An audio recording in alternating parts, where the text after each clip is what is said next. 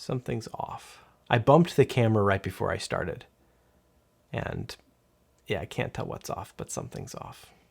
Oh well, that will play well into my explanation in this video. Hey, Sean, I'm a video producer here in St. Louis, and my friend Chris Bland of No Flavor Imaging asked me a couple days ago, he goes, what's my opinion on owning a RED? And a RED digital cinema camera, if you're unfamiliar, is a beautiful cinema camera. Like Hollywood films are, it's like the standard. That with like ARRI and maybe the highest high-end Canon cameras are sort of the go-to in a lot of production. And the thought of, do I want to own one, was a quick no. There are models now that are more attainable, that are less cost prohibitive. I've had friends, I have two friends who own them and who shoot with them. And the first episode of our kids show, the main camera was shot on RED.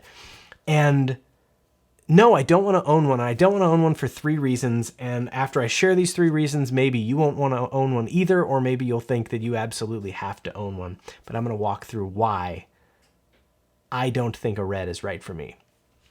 Number 1, it costs a ton of money.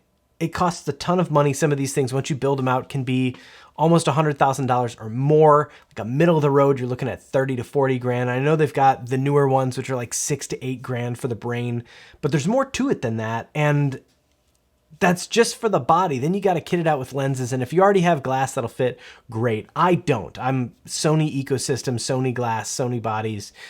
And for me, shelling out that kind of money doesn't, the difference in image quality for what I'm doing and who I'm doing it for doesn't matter enough, because I'm left in this spot where the subtlety in that improvement of image quality is going to be lost on my clients. It's going to be lost on me in most cases. And to try to recoup that cost, to spend that money, to have that expense and try to make that back would take me a long time. And there's a lot more work that I could do. And my clients and myself would never notice that it's being done on prosumer mirrorless cameras versus a RED digital cinema camera. But aside from that cost, it also adds a ton of time. Where if you're using it how it's supposed to be, I mean, you could shoot in ProRes and it's the same thing, but if you're using it how it's designed to be used with RED RAW and uncompressed RAW footage, you're in a spot where then anything you record is taking up so much space, and you've got to have hard drives and special RED mini mags to store your footage on. You've got to have so much storage. And then you've got to have so much processing power to turn it into a final usable image. And for me, most of what I'm delivering is in 1080p, maybe 4K occasionally, and have a 6K and 8K raw image and like those terabytes of data. It just puts so many obstacles in between my idea and my final product, my final project. It adds so many obstacles in there, so many technical hurdles, that it is absolutely not worth it for me. The second reason is I know myself well enough to know that I like to have the most up-to-date gear.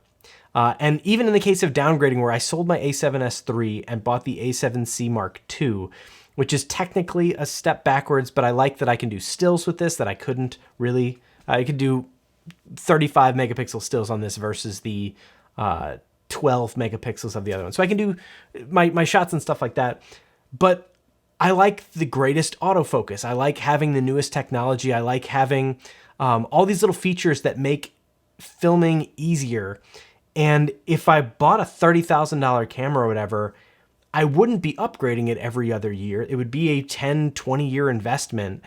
And for me, that's not worth it, because I would buy it and then I would see the next version come out a year or two later and be like, that slight improvement in the low light performance or the better autofocus or whatever these things are, I need that. And it would just drive me crazy. And I'd be sitting on this 30,000 pound obsolete camera. And I know that's not true, but that's how I function. And that's what matters to me. And that's where I find peace.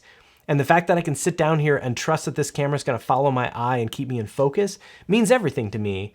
And if it gets a little bit better, I'm going to want the security of that slight improvement more than I'm going to want some ridiculous high image quality and uncompressed raw files. For me, I'm shooting in mostly controlled environments, and I can adjust my white balance and measure it and make sure it's dialed in and not need the benefits of RAW afterwards. And I'm not color grading anything spectacular either.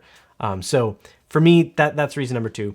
But number 3 is the big one, and that is that I don't want to shoot stuff much.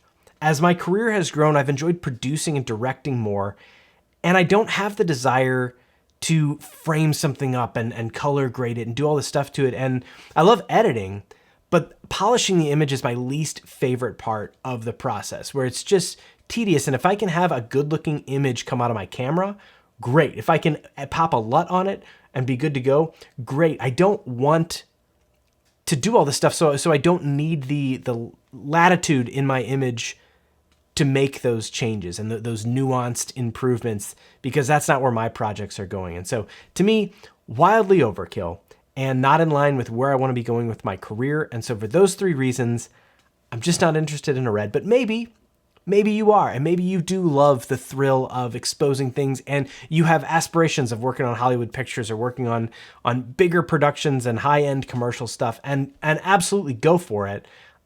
I'm trying to work in educational programming and create stuff quickly, and that is not the camera that is the best camera for me to work toward those goals. That's all I got. Have a great day or night or whatever, wherever. See you later. Bye. This camera almost died. Made it just in time.